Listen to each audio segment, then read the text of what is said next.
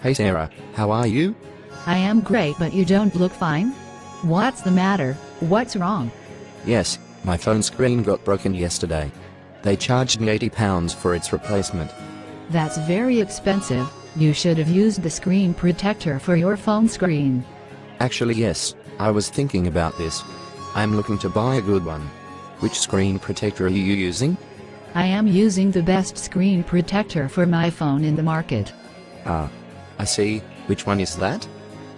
It's iSol. It is 9 times harder than other screen protector and 3D touch compatible. It's made with reinforced processed glass with shock absorbency, 6-layer temper technology, bubble-free installation with lifetime warranty.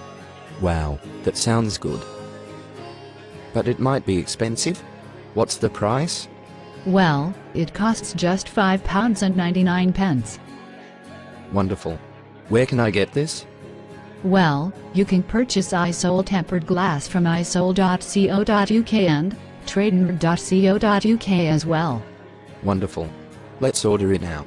Let's have the coffee first. Of course.